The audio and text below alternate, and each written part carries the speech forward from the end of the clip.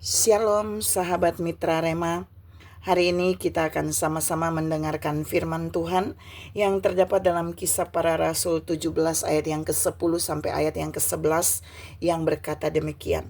Tetapi pada malam itu juga segera saudara-saudara di situ menyuruh Paulus dan Silas berangkat ke Berea. Setibanya di situ pergilah mereka ke rumah ibadat orang Yahudi.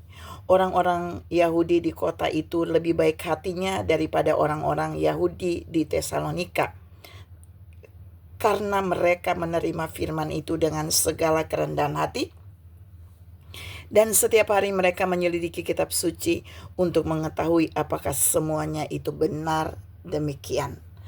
Demikianlah firman Tuhan, dan firman ini akan sama-sama saudara dan saya renungkan di hari ini, yang saya beri judul Baik Hati, seri pertama. Saudara yang saya kasih dalam Tuhan Yesus Kristus, ada satu bagian kalimat yang berkata begini di dalam ayat tadi, bahwa orang-orang Yahudi di kota itu, di Berea, itu lebih baik hatinya daripada orang-orang Yahudi di Tesalonika.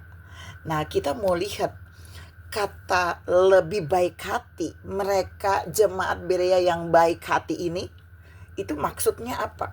Yang pertama adalah orang-orang Yahudi yang ada di Berea, jemaat di Berea ini, mereka memiliki hati yang terbuka untuk menerima pengajaran firman Tuhan melalui Paulus dan Silas. Jadi kalau seseorang itu terbuka terhadap firman Tuhan, maka firman itu akan membentuk hatinya menjadi orang yang baik hati. Yang kedua, mereka bukan saja di poin pertama terbuka terhadap pengajaran firman yang disampaikan, tapi yang kedua, Alkitab bilang mereka juga menyelidiki kitab suci setiap hari. Ingat, setiap hari mereka belajar firman Tuhan setiap hari. Supaya apa?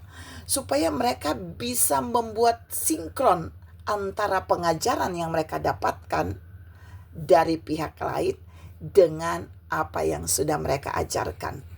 Orang yang mau diajar dan orang yang mau belajar, itu pasti dia rendah hati. Dia memiliki hati yang baik. Jadi yang pertama, mereka menerima firman, hatinya terbuka menerima firman Tuhan. Yang kedua, mereka mau belajar dari firman Tuhan.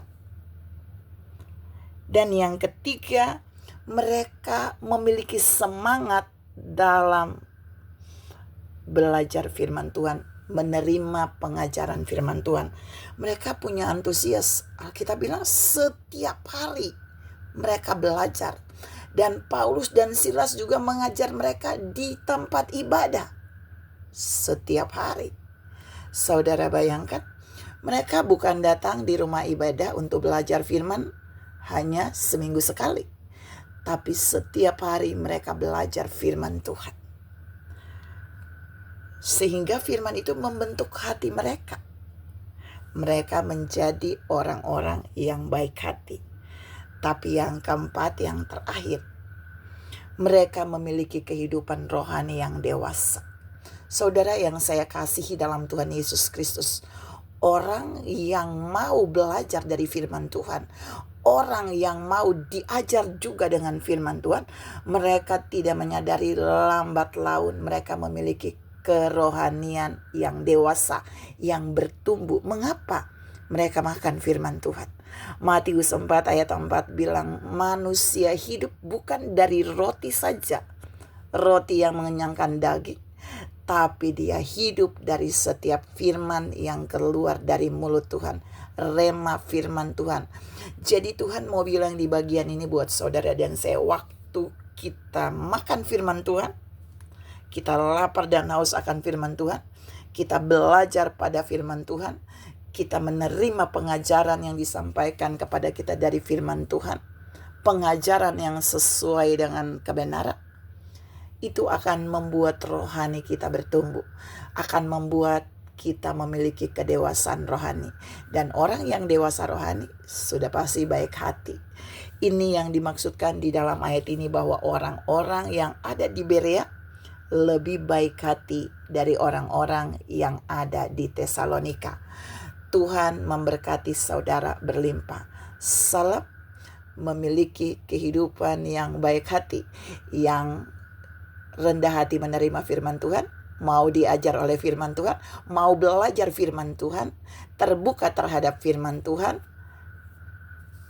dan antusias atau semangat belajar firman Tuhan. Amin.